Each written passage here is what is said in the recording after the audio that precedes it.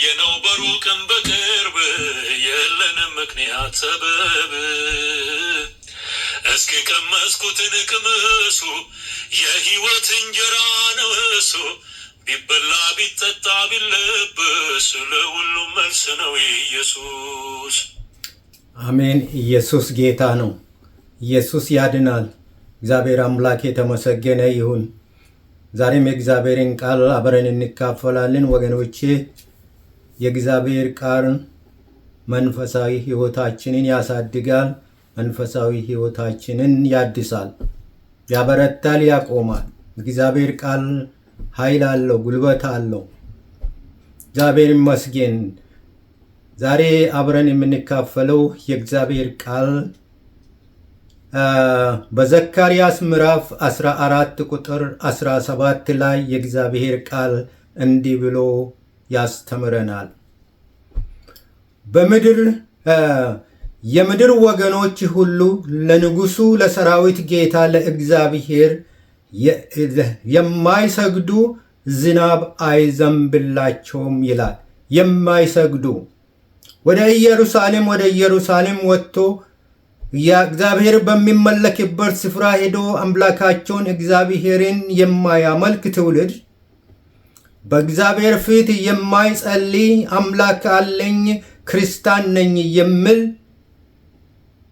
አምላኩን የሚያውቅ አባቱ ጋር ሁል ጊዜ መነጋገር አለበት።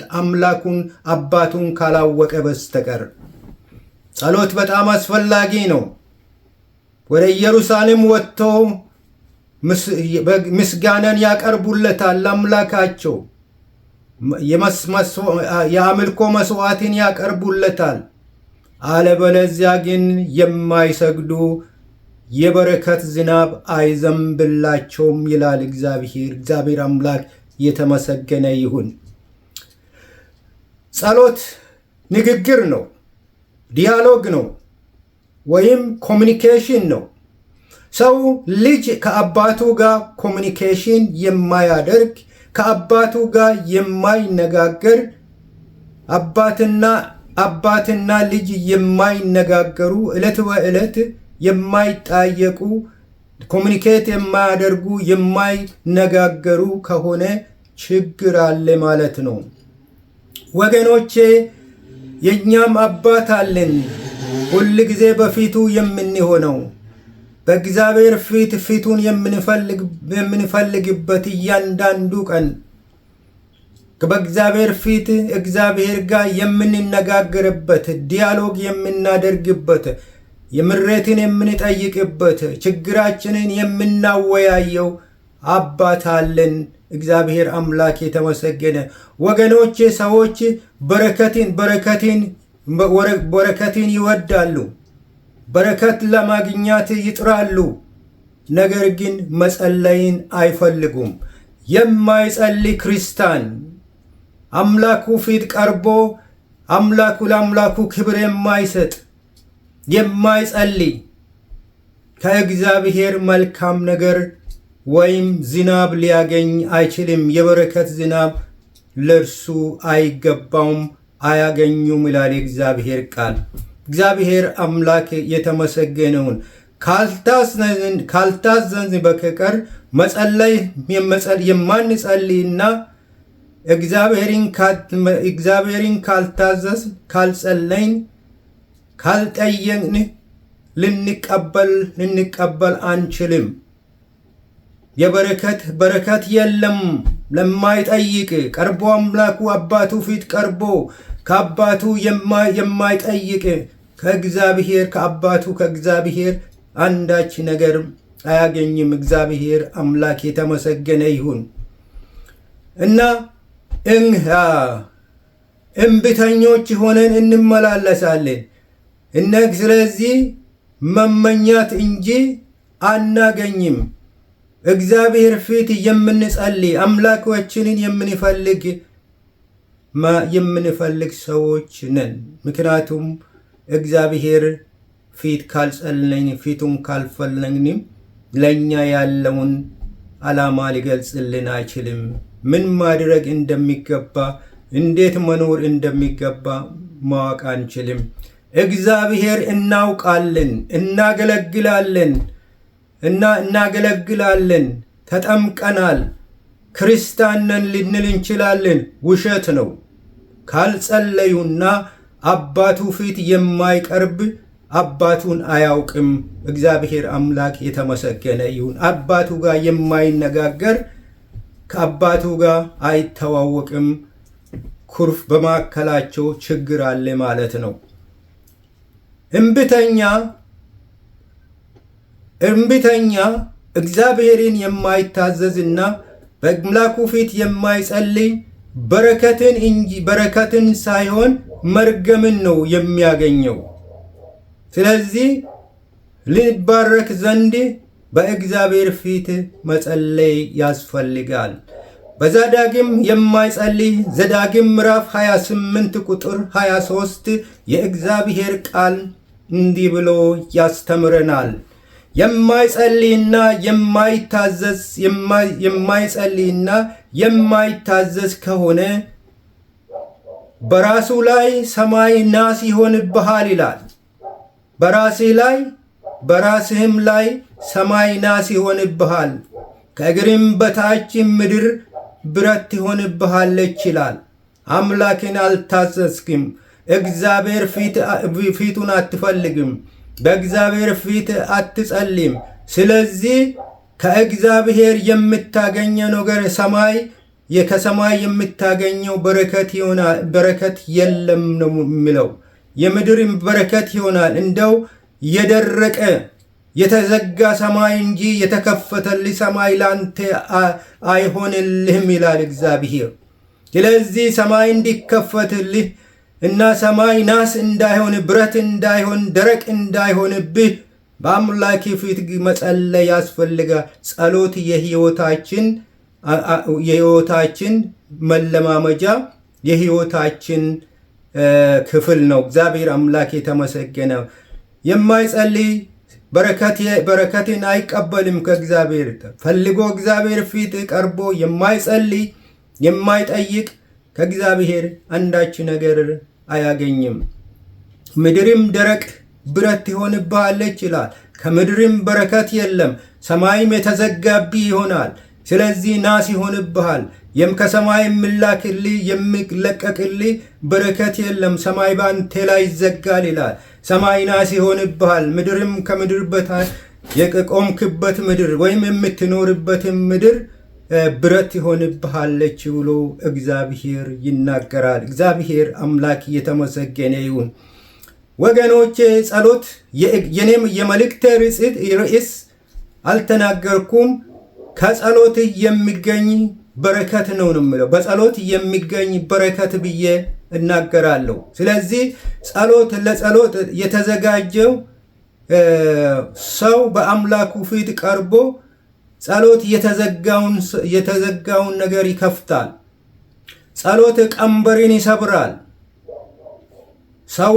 በሰው ላይ የጫነውን ቀንበር ይሰብራል። ሰይጣን በሰው ላይ የጫነውን የመከራ ቀንበር እግዚአብሔር ይሰብራል። ጸሎት ይሰብራል። እግዚአብሔር አምላክ የተመሰገነ ይሁን። ስለዚህ ጸሎት ከኃጢአት ይመልሰናል። ቃል ኪዳኑን እንድንጠብቅ ጸሎት ይረዳናል። ጸሎት የተቀበልነውን እግዚአብሔርን እያመሰገን በእግዚአብሔር ፊት እንድንመላለስ ያደርገናል። ጸሎት ያልተጠበቀውን ኃይለኛ ነገር ያሳየናል። በኤርምያስ 33 ቁጥር 3 የእግዚአብሔር ቃል እንደሚያስረዳን ጸሎት የተሰበረውን ይጠግናል። ጸሎት ያላሰምነውን ነገር ያስወርሰናል። በመዝሙር 2 ቁጥር 8 የእግዚአብሔር ቃል እንደሚያስተምረን ለምነኝ አሕዛብን ለርስት ዳርቻህን ለግዛት እሰጥሃለሁ ብሎ እግዚአብሔር ይናገራል። ለምነኝ ይላል። በፊት ቀርቤ ጠይቀኝ፣ ጸልይ፣ አሕዛብን ለርስት አድርጌ እሰጥሃለሁ፣ ዳርቻቸውንም ደግሞ ግዛት አድርጌ እሰጥሃለሁ ብሎ እግዚአብሔር ይናገራል። እግዚአብሔር አሕዛብን ያስወርሳል ብትጸልይ። የአሕዛብ የሆነ ሁሉ እግዚአብሔር ላንተ ያደርጋል። ዳርቻን የምድር ዳርቻን ግዛት አድርጎ እስከ ምድር ዳርቻ እግዚአብሔር ያሰፋል። ዳርቻውን ለግዛት እሰጣለሁ ይላል እግዚአብሔር። እግዚአብሔር አምላክ የተመሰገነ። ብትጸልይ ይሄ ይሆንልሃል ብሎ ይናገራል። ታካችና ቸልተኛ የማይጸልይ ክርስቲያን ከእግዚአብሔር ፊት ሕይወቱም አጠራጣሪ ነው። የማደጉ እንደገና ከእግዚአብሔር ጋር የመነጋገሩ ምሬት የሌለው በራሱ ፍቃድ የሚሄድ ከእግዚአብሔር ምንም የማያገኝ ሰማይ ናስ የሆነበት ሰው ይሆናል። ጸሎት መለኮታዊ መገለጥን ይሰጣል። ራእዮችንም እግዚአብሔር ይገልጻል ስንጸልይ። በራእይ ምዕራፍ 1 ቁጥር 10 ዮሐንስ እንዲህ ብሎ ይናገራል። በጌታ ቀን በመንፈስ ነበርኩ፣ በመንፈስ እጸልይ ነበረ ይላል። በአምላኩ ፊት የጸለየ አምላኩ ፊት በመንፈሱ ሲጸልይ የነበረ በአምላኩ ፊት የነበረ ሰው እግዚአብሔር ብዙ መገለጦችና ራእዮችን የሰጠው ሰው ነው። ስለዚህ በጌታ ቀን በመንፈስ ነበርኩ ይላል። መለኮታዊ መገለጥና ራእዮች የተቀበለ በጸሎት ነው ዮሐንስ። ጸሎት የጌታ ትእዛዝ ነው። ትእዛዙን እግዚአብሔር የሰጠንን ትእዛዝ ማክበር አለብን። የማንታዘዝ አናገኝም። የማንታዘዝ ከእግዚአብሔር ጋር ጠላቶች እንጂ ወዳጆች አንሆንም። በፍቅር የምንኖር ወዳጆች እንሆናለን። ብንታዘዝ የእግዚአብሔር ወዳጆች እንሆናለን። የማንታዘዝ ከሆነ የእግዚአብሔር ወዳጆች ሳንሆን የእግዚአብሔር ጠላቶች ሆነን እንመላለሳለን። እግዚአብሔር አምላክ ከዚህ ይጠብቀን እና ምንድነው የእግዚአብሔር ቃል የሚናገረው? በጌታ ቀን እና በጌታ ፊት መሆን መልካም ነው። ጸሎት የጌታ ትእዛዝ ነው። በተሰሎንቄ 5 ቁጥር 17 ይላል፣ ሳታቋርጡ ጸልዩ፣ በሁሉም አመስግኑ ይላል። ሁል ጊዜ ጸልዩ፣ ሳታቋርጡ ጸልዩ የሚል ጌታ የሰጠን ትእዛዝ ነው እንድንጸልይ። የማይጸልይ ክርስቲያን በእግዚአብሔር ፊት መቆማ በእግዚአብሔር ፊት እግዚአብሔርን ማስደሰት አችልም። የተሸነፈ ክርስቲያን ነው። ጠላትም በቀላሉ የሚያጠቃው ጉልበትና አቅም የሌለው ክርስቲያን ነው የማይጸልይ ክርስቲያን። እግዚአብሔር አምላክ የተመሰገነው። የጌታ ትእዛዝ ነው እንድንጸልይ እና ስለዚህ ሳታቋርጡ ጸልዩ፣ በሁሉ አመስግኑ፣ ይህ የጌታ ፍቃድ ነው ይላል። የእግዚአብሔር ፍቃድና ሐሳብ ለማገልገል ከፈለግን ጌታ ያለውን ማድረግ እግዚአብሔር የሰጠንን ትእዛዝ መታዘዝ አለብን። እግዚአብሔር አምላክ የተመሰገነ ይሁን። ጸሎት በሕይወት ያኖራል። ጸሎት በሕይወት ያኖራል። የማንጸልይ ከሆነ በሕይወት መኖሩ ያጠራጥራል። መንፈሳዊ ሞትን እንሞታለን። ጸሎት ወደ ሕይወት ይመራናል፣ ወደ ሕይወት ይመልሰናል፣ ከኃጢአት ይመልሰናል፣ ከሞት መንገድ ይመልሰናል፣ ወደ ሕይወት ያስጠገናል፣ ከእግዚአብሔር ጋር ያገናኘናል። አሳ ከውሃ ውስጥ ከወጣ በምድር ላይ ብትጣል ሕይወት የላትም። ክርስቲያን ሕይወት ከሌለው የሞተ ነው። መሞታ ሕይወቱ አደጋ ላይ ነው እና መንፈሳዊ ሞትን ይሞታል ጸሎት ከሌለው። ጸሎት ኃይላችን ነው። በጸሎት ኃይላችን ስለሆነ ኃይልን እንሞላ። ስንጸልይ የእግዚአብሔርን ኃይል እንቀበላለን። የእግዚአብሔር አቅምን ከእግዚአብሔር እንካፈላለን። አቅም የመንፈሱን እግዚአብሔር መንፈሱን ይሰጣል። ኃይልን እንሞላለን። መንፈስ ቅዱስን እንቀበላለን። መንፈስ ቅዱስ ስንቀበል መንፈስ ቅዱስ ደስታና ኃይላችን ነው፣ ብርታታችን ነው። ጠላቶቻችን የምንዋጋ ምሬትን የምንቀበልበት እና አቅጣጫ የሚያሳየን እና ኃይላችን ነው፣ ደስታችን ነው። መንፈስ ቅዱስ ደስታችን ነው። በድካማችን ያግዘናል። አስተማሪያችን ነው። መንፈስ ቅዱስ ያስተምረናል። ያስተምራቸው ዘንድ መልካሙን መንፈስ ሰጣቸው ይላል። ይህ እግዚአብሔር ለኔና ለእናንተ የሰጠን መልካሙ መንፈስ እያንዳንዱ ቀን የሚያስተምረን ወደ እውነት መንገድ የሚያስኬደን የእግዚአብሔርን ነገር ክፉና ደጉን ለይተን አምላካችን ጋር እንጣበቅ የምናደርግ በአምላካችን መንገድ እንድንሄድ የሚያደርገን የተሰጠን ያ እውነተኛ የሆነው ያስተምራቸው ዘንድ መልካሙ የተሰጠን መልካሙ መንፈስ ቅዱስ አስተማሪያችን ነው። እግዚአብሔር አምላክ የተመሰገነ ይሁን። ከእግዚአብሔር ጋር መንፈስ ቅዱስ ከእግዚአብሔር ጋር እንድንጓዝ መሪያችን ነው። ሕይወታችን መሪ ነው። አቅጣጫ ያሳየናል።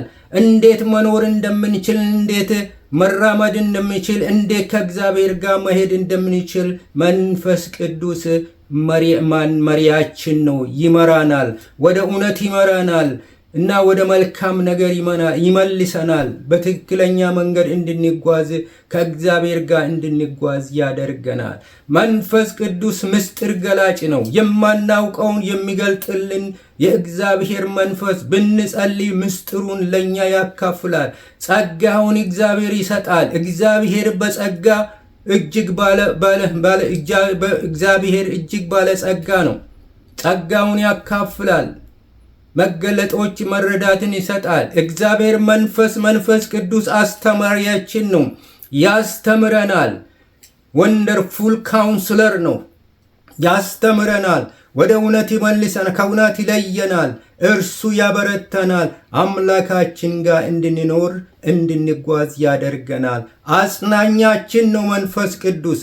ባዘን ጊዜ የሚያጽናነን፣ በደከምን ጊዜ የሚያበርታን፣ ኃይላችን፣ ጉልበታችን፣ ደስታችን ነው። እግዚአብሔር አምላክ የተመሰገነው። ብንጸልይ ከእግዚአብሔር በረከትን እንቀበላለን። በጸሎት የምንቀበለው በረከቶች እግዚአብሔር የተመሰገነ ይሁን። ወገኖቼ መጸለይ የጌታ ትእዛዝ